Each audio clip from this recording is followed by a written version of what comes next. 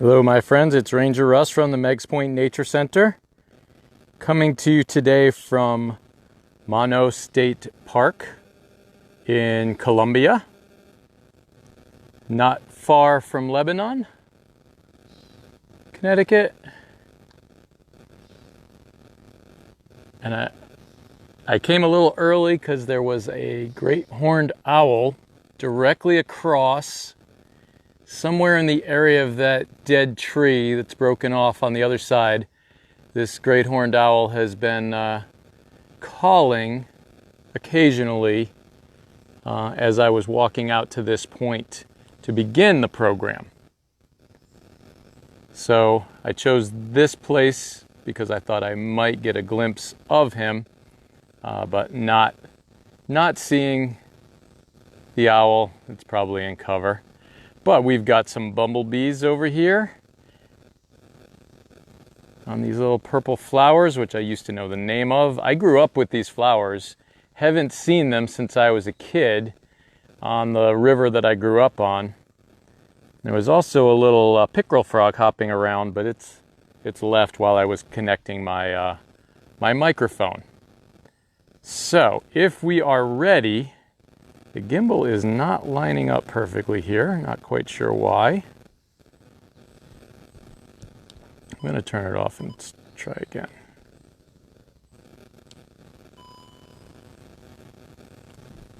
All right, that's more level. So hello Wallingford, I'm going to ask everyone to continue to post where you're from. As we go, you can post your questions and comments. I will try and answer them as I go. So this is a brand new park for me. I have never been here. I hadn't actually heard of it until I got an email from our commissioner. Commissioner Dykes said that we were adding to this park. We were adding about 400 acres.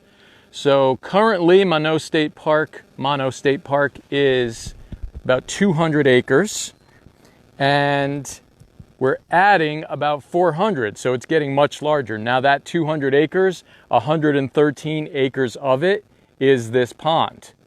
So we've got a 113 acre pond here, and we're adding quite a bit of land to it. And it's, I believe, a joint purchase with the town of Columbia in order to secure this property and expand the open spaces. And there's one of our little bumblebees. I think that's a spice bush it's on. There we go. And there's a couple of them there. So we love to see the pollinators at work. This is a big part of our, oh, they're on the same flower. Look at that. A big part of our habitat is having these pollinators. We don't have a lot of honeybees left here, so we have to rely on other pollinators, and the bumblebees are a good one. You can see some lily pads out there. There's the white flowered ones, and there are, let's see if I can find the yellow that's a little bit further out there. And I'm also seeing a little bit of fishing line hung up in the trees. I cannot reach it, it's way up there. But I'm gonna ask all the fishermen out there, be as cautious as possible. I know it's impossible to keep from getting your line connected at some point, but if you can do the best you can to secure your line, your fishing line, if it gets tangled in a tree, collect as much as possible. Here's a chestnut here. Not a big chestnut. Actually, I don't know that we have many big chestnuts left. It's one of the trees that is in decline in Connecticut. Here we have a high bush blueberry. I will be pointing these out as we go because it's one of my favorites. I just saw a catbird fly by, but it didn't stop long enough to talk about it. So let's continue along. Here's some, looks like this is huckleberry here on the side. Huckleberry is very similar to blueberry. It gets a blackberry instead of a blueberry. And it's tasty. Very tasty. So I mentioned before, this is currently about 200 acres. the new acreage needs trails and signage and things, and we'll be connecting to it. I believe that they're trying to connect this to the airline trail, which is an awesome bike path, and I'm going to try and set up a camera on my bike and do one of those bike trails as a program as well. And actually, when I got up here, I realized I should have brought a kayak, because this would be an awesome place to do a kayak tour of the pond. So 113 acre pond, average depth is 3 feet. So it's not a deep pond. Fishermen say it's a great place. They go bass fishing here. But the reviews I read said that mostly they're catching perch, not bass. All right, I'm going to back up here because look at this. That was a stone wall. Here you can see the stone wall goes off through the forest. Not uncommon in Connecticut. In New England, we have stone walls crisscrossing all the states here in New England. If you're not from New England and have stone walls, I'd like to hear about it. If you don't have stone walls or have never seen stone walls like we have here, I'd like to hear about that as well.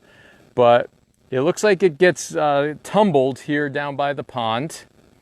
And there are different kinds of stone walls. So there are agricultural stone walls and there are livestock, there are crop stone walls and livestock stone walls. And I'm going to look at this one, and generally I'm going to say this is probably a crop stone wall.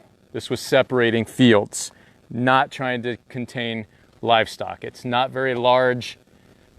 They spent more time and effort on the walls to contain their livestock. So let's continue along here. I used up the last of my bug spray in my last traveling program and didn't renew it, and there are some bugs out here today. It's about 80 degrees. It doesn't feel that hot in the shade. Trees are excellent for reducing the temperature, not just with their shade, but the leaves release a little bit of moisture, and it just makes it feel cooler. But here's a really cool birch tree. I love these. Shaggy bark on that birch. There's another one in the back there with a big rotten hole in it, which the animals like. Now see, I knew as soon as I started talking, that owl has not called. It called the entire walk out here, and now it hasn't made a noise since. We have a comment. Bumblebee is just too busy to bother with people. I think so. First Methodist Church of Stafford Springs. So bumblebees they're not aggressive, first of all. So you really need to irritate them to get stung. They do sting, but you kind of have to ask for it. I've been gardening, working around them. They bumped into me. They're fine with that. No issues.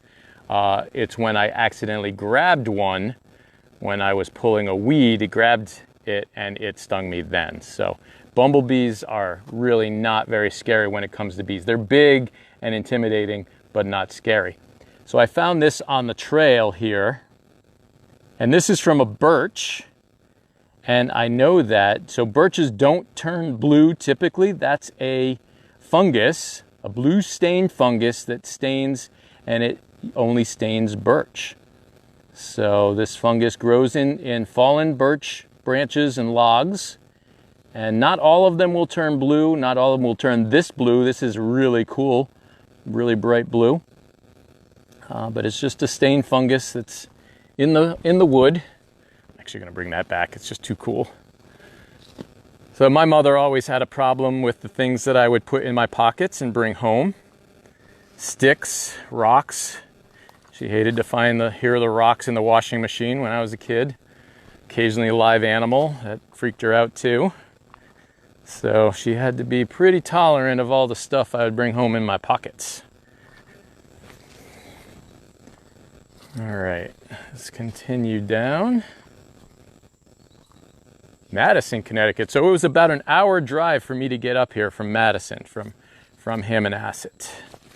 Let's go down. Now there are lots of these little side trails. These are made by fishermen trying to get access out here to fish. And you can take a look at the pond. So I did a radio show right before I came on live. I do internet radio with ICRV. Actually, you can go and listen to that. It'll be in the archive on RCIV, ICRV. But I had to have the phone turned on so I could hear it ring, and I didn't turn the volume down, unfortunately. But there's a nice little access here. So most people would look out there and say, probably not the best for kayaking. There's a lot of plant cover out there. I see this is not solid plant cover. Looks like plenty of room to get a kayak through there, through those gaps and openings. And most lily pads, so you can see there's a lot of yellow out there. Lily pads are invasive, most of them. And so paddling through them is not really an issue. You're not going to damage them. You're not going to wipe them out by paddling through them. So you can pass through small areas, thin areas of the lily pads. You can just pass right through them. So I would say this is still good place to go kayaking. Some places get a lot thicker with the lily pads. I'm sure there are times of the year, like now, that this is thicker than it usually is. Now I did notice this on my walk out. There's a little trail marker, some sort of marker. It's the only one that I've seen. I did read that there's an Eagle Scout project out here, so I'm thinking that this is an orienteering marker. So if you go to the Boy Scouts webpage, you might be able to find an orienteering trail here, which one of the things I did when I was in high school, I did it a lot, competed in orienteering, and I would love to, actually, there's another program. We should do orienteering. So we'll learn how to use a compass and do some basic orienteering principles for one of these programs. That sounds like fun. All right, do we have any questions? Did I miss any questions? No, looks like we're up to date. So we'll keep on going. Every turn or so here, there's a beautiful view. So I don't know if you guys can see through those trees there, but this is a beautiful little pond. Now this is a relatively new park for the state of Connecticut. Not only are we just adding, now see there's a trail marker I missed, and something just moved. Oh, look at this. Can you see the bullfrog? He's blended in, but there is a bullfrog right there. See him? Right about in the middle of the screen. Bullfrogs live in ponds. They spend most of their time in ponds, but when it's time to eat, they have to go hunting. And they hunt off into the forest, and they will eat anything that fits in their mouths. So they can eat mammals. They'll eat mice. They'll catch small birds. They'll eat snakes. Oh, there's a green frog singing. They'll eat green frogs. And this is a male bullfrog. If you see, his ear circle is larger than his eye. This is hard to get through the branches. I don't want him to hop away yet. Let's just move that. I think he thinks he's camouflaged right now, so he's not going anywhere. There we go. So that is a bullfrog. Look how yellow it is. And they can change colors. They are most often green with dark legs, but you can see that one looks yellow. That is a yellow bullfrog. They will change color. They don't, and they're not all going to be the same color in the same area. But how cool is that? Just hopping through the forest. We're not far from the water. Only a yard and a half from the water. Or for those of you in Europe, that's about a meter, maybe a meter and a half from the water. All right.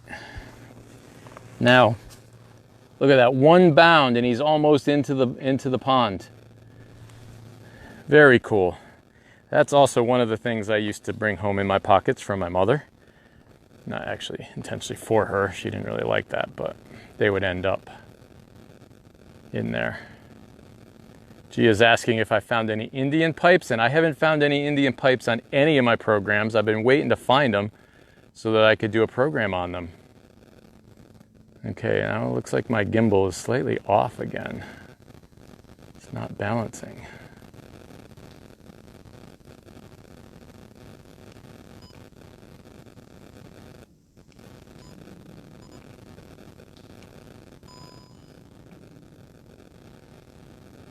All right. Looks like we have somebody is, Gia's happy for orienteering. Here's another one of those markers. So I missed that one on the way out. It's hidden behind that tree, I guess. Ah, here we've got some shelf fungus growing out the side of this white oak. This is a completely dead white oak. I can tell it's a white oak by the bark. It's very light, not deep furrows. And we'll look up and show you how dead it is. Nothing up there. But this is an excellent tree, an excellent habitat tree. Lots of birds, other critters will come and get their food here. The insects are eating the tree. So this is a great little woodpecker holes here and there. Great tree to have. We would, let this stand until it becomes a hazard. And I don't know how close that tree is to coming down, but those are great trees to have around. That green frog is calling over there again. Now notice there's a lot of rocks in this area. We looked at that wall back there, and the rocks are low, close to the pond, so they probably were farming up on higher, more level ground. There's another chestnut. And I am on the yellow trail. I'll show you the trail marker there. There's a yellow trail and a red trail. They do sort of a figure eight out here. Ooh, look at that. There's whitewash on this, which means somewhere up above, a bird has picked a place to roost for the evenings. I'm seeing some really ideal branches way up high, so it's probably, they could have been just nesting lower on one of those. No, they're up high. All right, let's continue on. We're coming up on another stone wall. Another dead tree. Looks like it's leaning against a live tree. So take a look at this one. I don't know what kind of tree this is. Too dead, no bark left. But it is freshly dug at. So if you look here, now this is some big work here. I'm gonna say we've got a pileated woodpecker that's enjoying looking for bugs in the tree.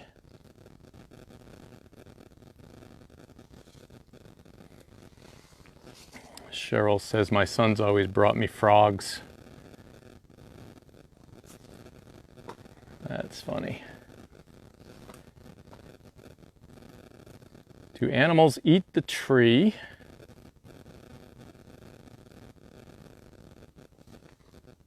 Growth fungus on the oak. So there aren't actually a lot of animals that eat those shelf fungus that are coming out of there. I think that's what you're asking about. So the fungus are pretty good about not being eaten. On the ground, fungus, the mushrooms will be eaten by turtles. Box turtles like to eat them and a few other things. There's another stone wall here. Looks very similar to the last one. It's not real big. I always look at these stone walls, though, with amazement, because if you look at the size of some of these rocks, Now, it's nothing like the Egyptians are moving to build the pyramids or things like that. That's not what I'm talking about. But the number of stone walls and the size and number of stones in the stone wall. But if you think about it, for hundreds of years, when they were farming, they would just, you're plowing up rocks all the time. And every time you plow up another rock, you carry it over and add it to your stone wall. The thing that amazes me is how nice and structured those stone walls are. And here we've got one. I think I did a talk on this before. Got some spotted wintergreen there. It doesn't smell like wintergreen and it doesn't have spots.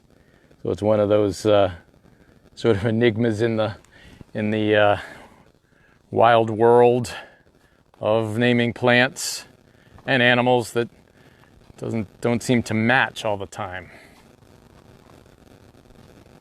Oh, look out.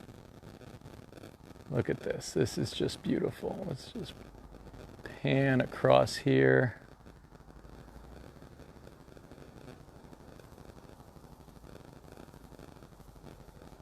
That is so awesome.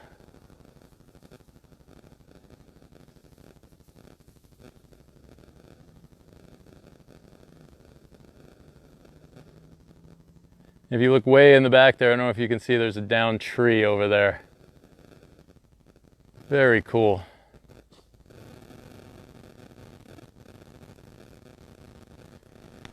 All right, let's keep going here. Some more high bush blueberry. Again, I love high bush blueberry. Almost never find berries on it, but I still like to find the bushes, even though the wild critters seem to get the berries before I do. So I want to say again, one of the reasons I absolutely love my job is I get to visit places like this. I've never been to this park, never even heard of it before a few weeks ago when we added to the property. But you find some amazing things out here, including these. Now, if you look, there's a lot of cobwebs, and this is not fresh. You can tell that the wood is faded. It's not brightly colored any longer. This tree, this is a red maple. And it's actually still alive. It's got a lot of green up above. I talked yesterday, in fact, that the tree only needs the outer branch, the outer part of the wood to be intact. And somebody has put their trash in there. That kind of bugs me. We'll just see if we can take this with us. Ouch. Wow. All right.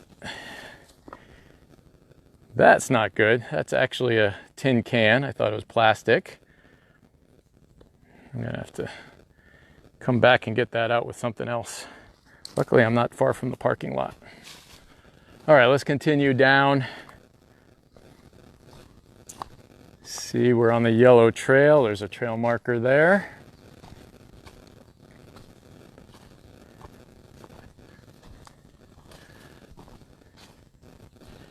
When I used to do horseback riding, trail riding, the trail markers are up higher for horses.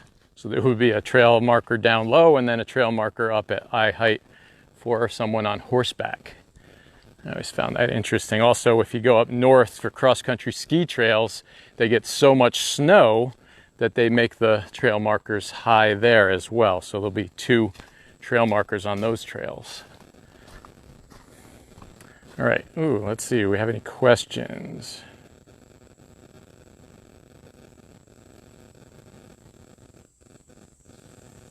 So somebody must have come in late. I am at Mono State Park in Colombia.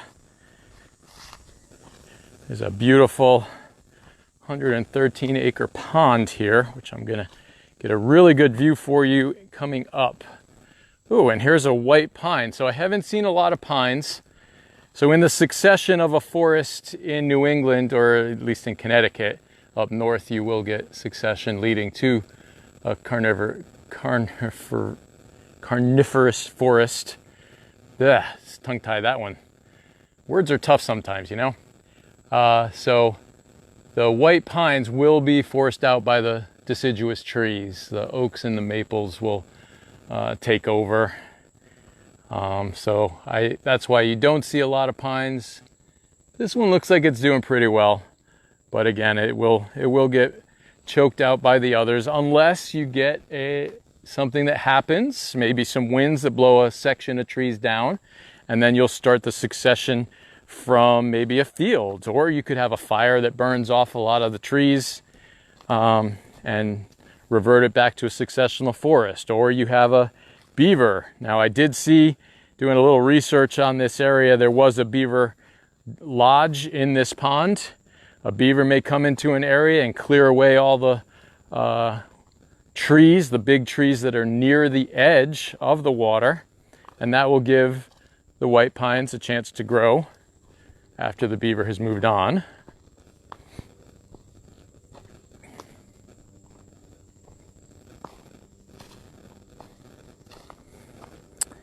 Let's take a look at this. So,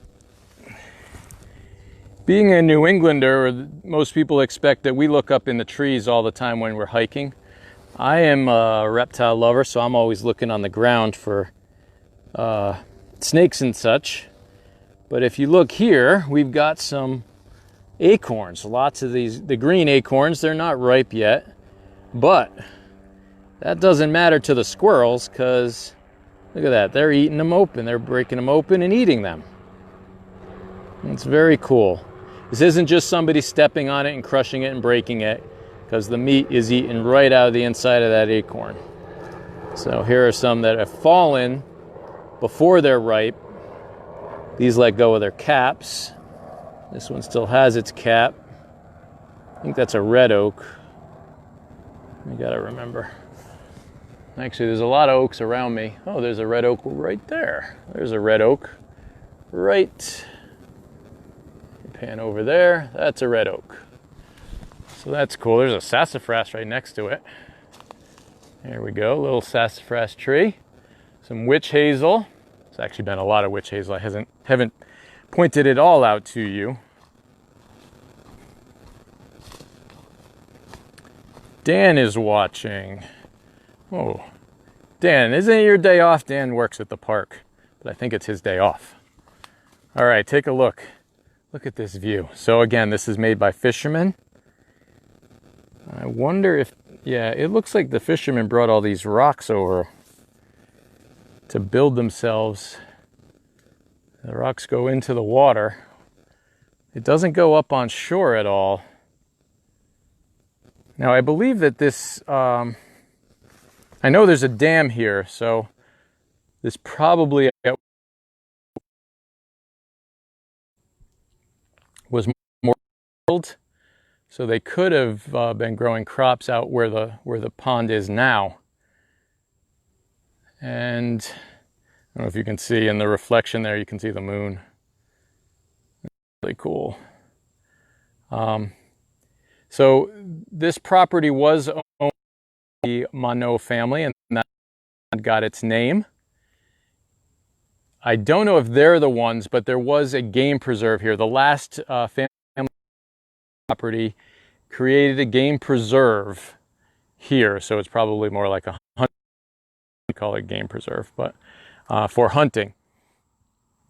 It was foreclosed on by some bank in Boston, and they gave the land over to the state, and that's how the park was first founded, established, whatever word.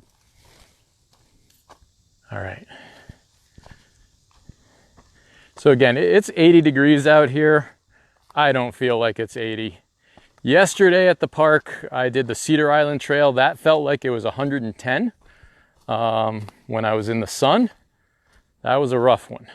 This is comfortable. I could hike in weather like this all day long, especially with the cover of the trees here. Absolutely gorgeous. Here's another nice example of a dead tree. They also call these den trees sometimes. If they're really thick, animals can hollow them out and make their homes in them. So they will call them den trees sometimes. I like that.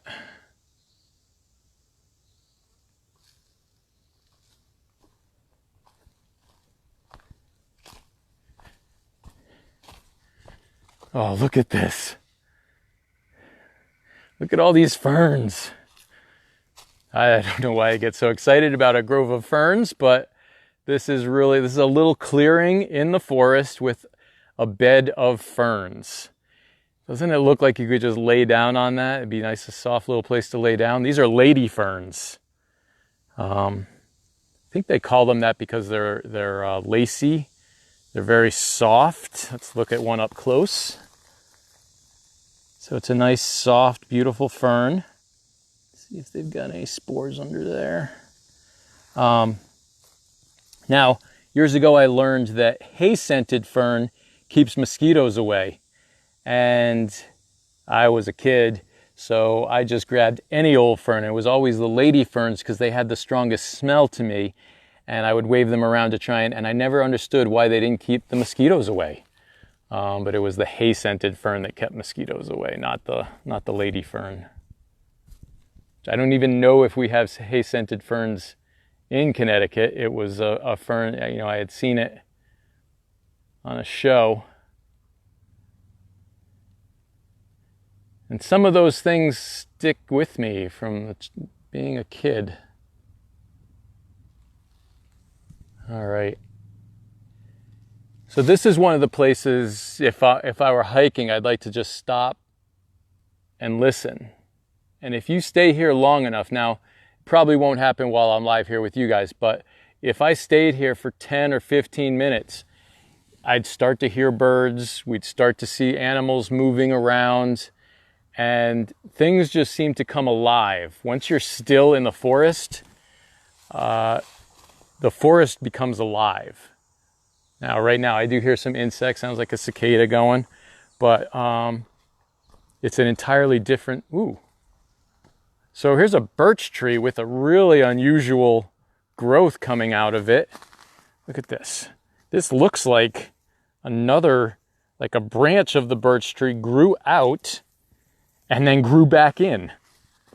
That is really cool. Look at that. So yeah, look, and now down here, there's another one. Or it looks like the tree was split and it just grew out. I don't know if you guys can see how unusual this shape is, but this is a normal round part of the trunk. And then it just gets this protrusion coming out. And then on the other side again, it's just nice and rounded with this thing coming out. That's fascinating. All right, I need a tree expert to tell me what happened to make this grow like that. Should reach out to one of the foresters and see if he's got an explanation for me. That's another great thing about working for the DEP. We have so many experts, not just wildlife, but forestry, fisheries. There are biologists that I can call on when I come across something like this and hopefully answer these questions for me. Here's a little bit of mountain laurel. Haven't come across a lot of mountain laurel. And then a little Christmas cactus down there, or what are the other names for those? Princess pines. Princess pine, not Christmas cactus.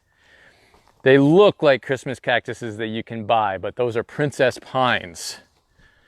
So let's not mistake that. There's, so remember we looked at the big white pine. There's a little one there and a little one in the back over there. And I'd be surprised if these make it with all of the, well, see, if you look up above, that's how they were able to grow. There's a hole in the canopy. So that hole in the canopy gave these guys a chance to grow. If the canopy fills in though, I'd be surprised if they make it to be much larger. There's actually a lot of them in here. There's a little grove of white pine in here, and there's one, that one's about 15 feet tall right there, so.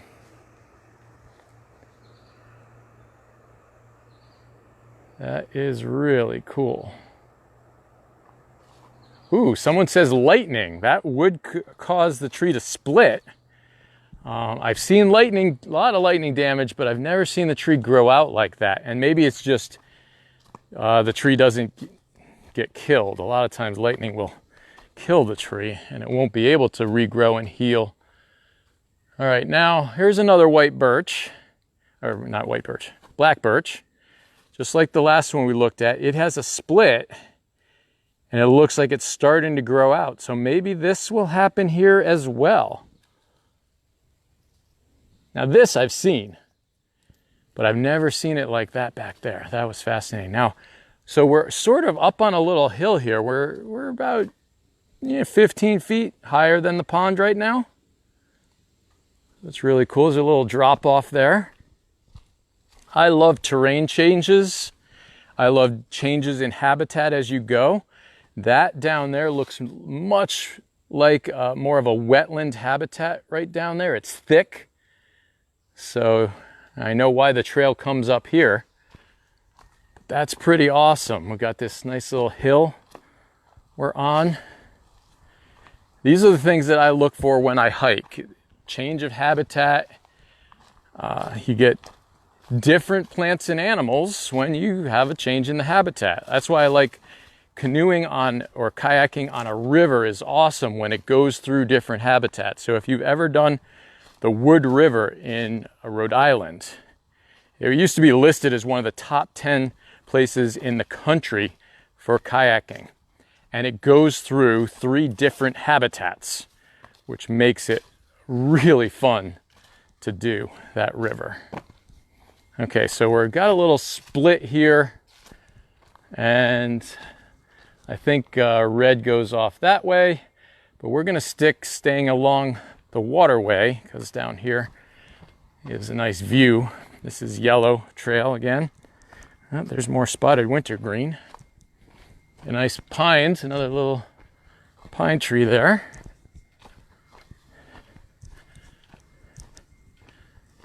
All right, so coming up on a pretty nice view of our little pond.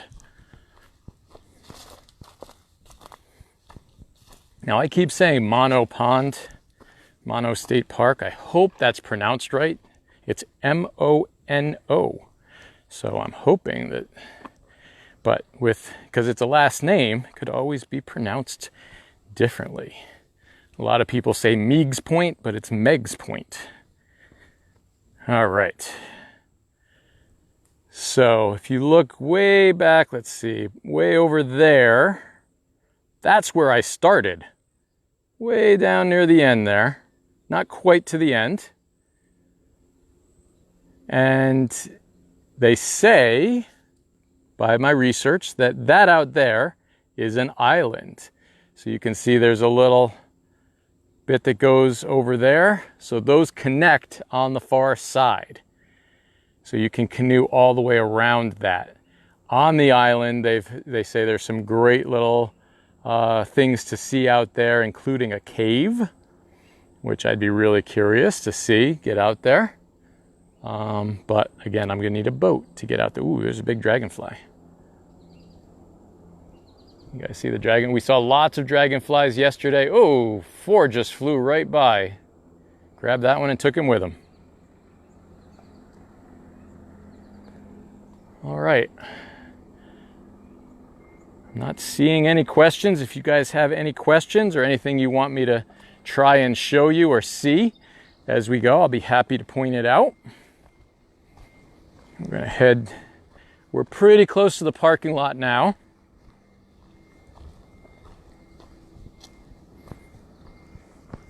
So I've been using a gimbal on these walks. This ground is really uneven. There's lots of roots coming through here. So I do stumble now and then. Hopefully this is stable enough for you all, not to make you motion sick. That wouldn't be very good. I imagine this is a great place for northern water snakes. There are some fish in the pond, some frogs for them to hunt. Oh, catbird. I don't know if you can see it. It's in the, there it is. Let's see if I can focus in on that for you guys. Try not to scare it away. Can you guys see it? It just moved. Oh, went up again. There we go.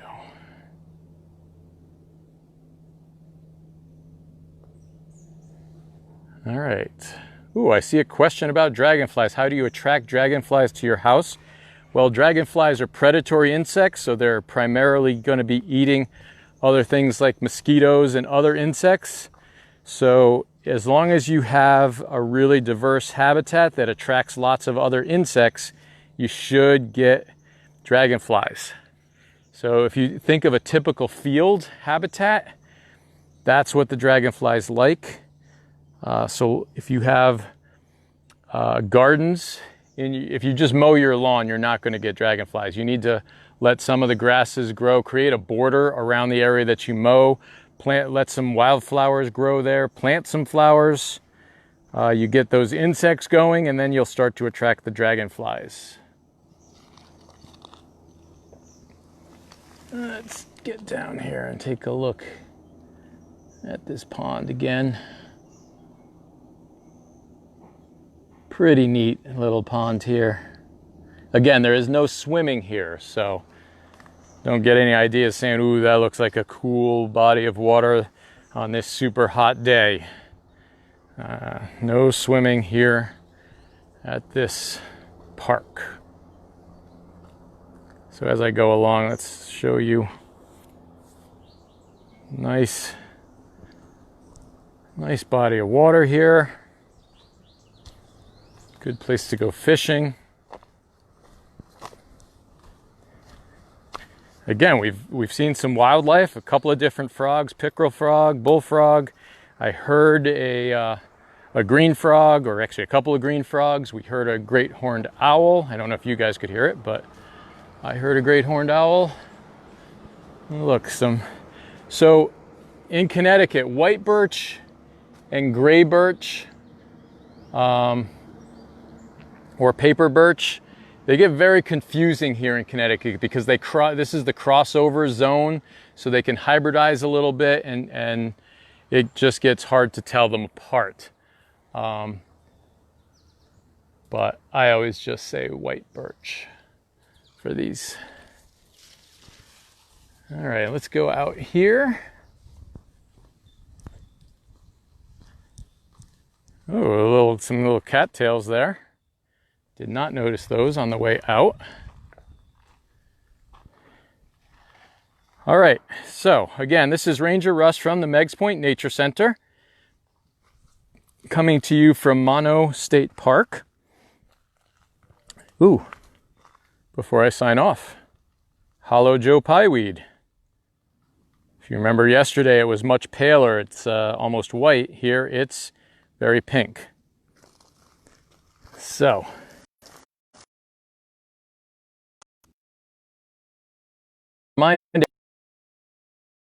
we're going to be doing a special reptile program, YouTube Live and Facebook Live simultaneously. It'll be encourage people to please subscribe to our YouTube channel. As soon as I get 1,000 subscribers, I can start to do YouTube Live as well as Facebook Live. So that's my goal.